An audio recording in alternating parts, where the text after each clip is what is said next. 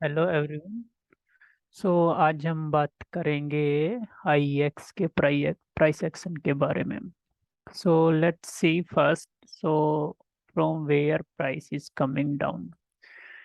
So let's mark the quarterly supply zone. This is quarterly time frame, and I'm marking this quarterly supply zone in the chart.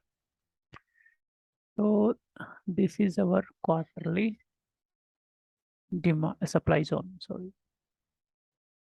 So I'm marking it here.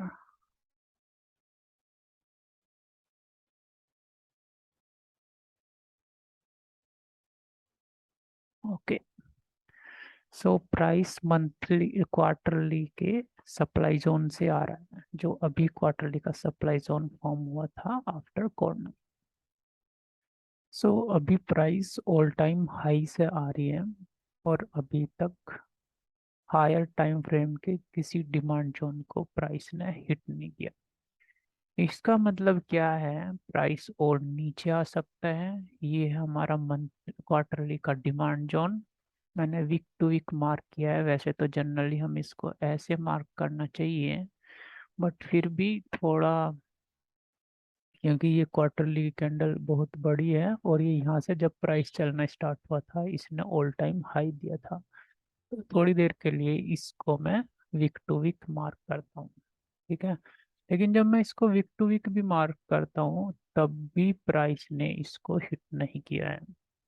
तो let's see monthly के time frame पे क्या है। Monthly में भी same picture है। Monthly में यहाँ पे एक डिमांड जोन है जो रैली बेस रैली, जिसमें 3 बेस कैंडल है। ये अगर इसको रैली कहे और इसको 3 बेस कैंडल और ये फिर से रैली, तो ये एक फिर से मंथली का भी डिमांड जोन है जो वीक टू वीक मार्क है।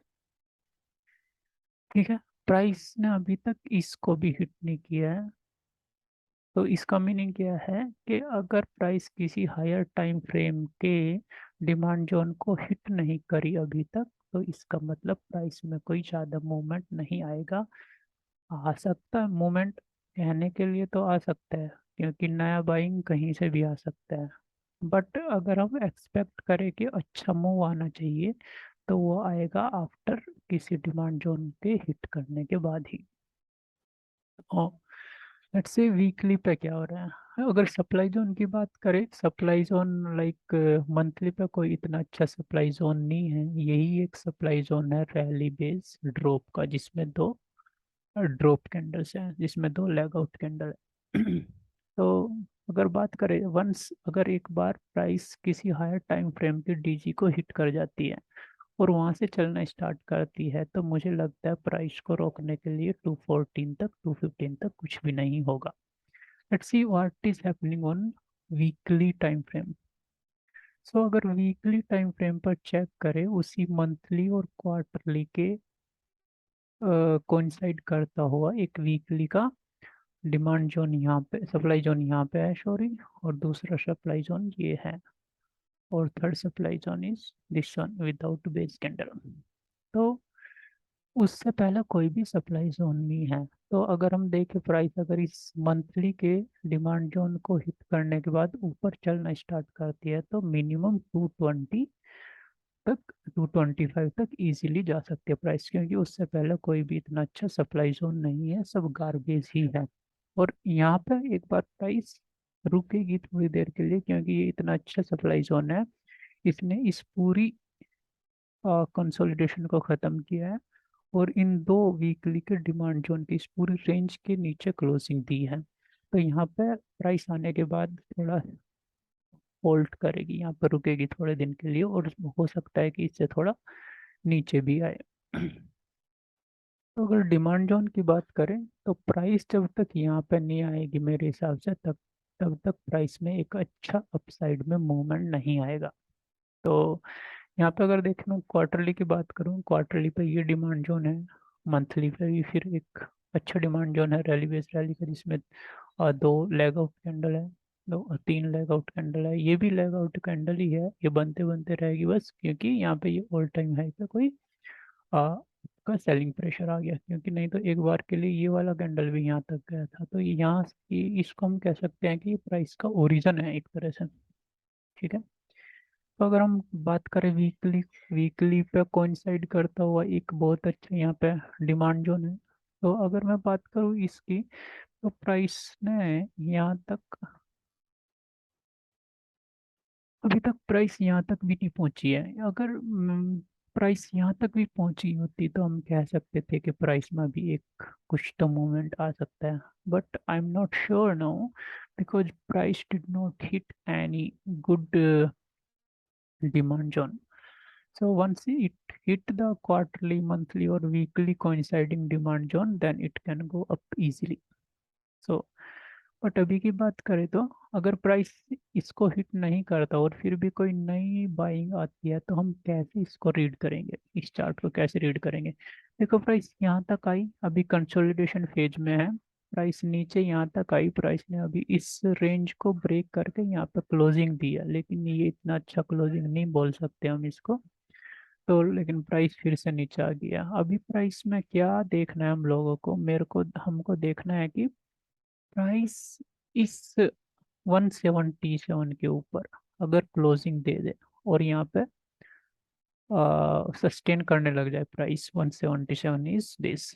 सो 177 क्यों क्यों बोल रहा हूँ मैं, क्योंकि 177 को ब्रीच करने के बाद मैं कहूँगा कि इस प्राइस ने एक रेंज को ख़त्म कर दिया है और अभी ऊपर कंसोलिडेट हो रही है, ऊपर सस्टेन कर रही है। तो मैं कहूँगा कि प्राइस यहाँ से चलना स्टार्ट हुआ, उसने एक तो ये सप्लाई जोन को ब्रेक किया है, दूसरा सप्लाई जोन ये है, इस पूरी रेंज को ब्रेक किया है। तो अभी जो आईएक्स का जो ट्रेंड है वो अभी चेंज हो चुका है और वो अभी अप ट्रेंड है। और जब किसी स्टॉक में अप ट्रेंड स्टार्ट हो जाता है, तो उसमें हर एक स्मॉलर टाइम फ्रेम के डिमांड जोन एक्टिव हो जाते हैं, ये हमने पढ़ा है। तो मैं क्या करूँगा, तो फिर जैसे ही प्राइस यहाँ से चलना स्टार्ट होगा, तो यहाँ पर कोई तो ड्रॉप बेस रैली और या और ड्रॉप रैली बेस रैली का कोई डिमांड जोन बनेगा, जिसने इसके ऊपर क्लोजिंग दी होगी, मैं उसको ट्रेड करूंगा for long. So this is the price action for I X. So दोस्तों व्हाट आई विल से, तो थोड़ा टाइम और वेट करो, let price come to this demand zone. अगर प्राइस इस डिमांड जोन में नहीं आता है, तो हम क्या करेंगे, यहीं पे हम ओके। तो प्राइस अगर इस डिमांड जोन में नहीं आता है, तो हम वेट करेंगे वही प्राइस एक्शन का, late price sustain above this range.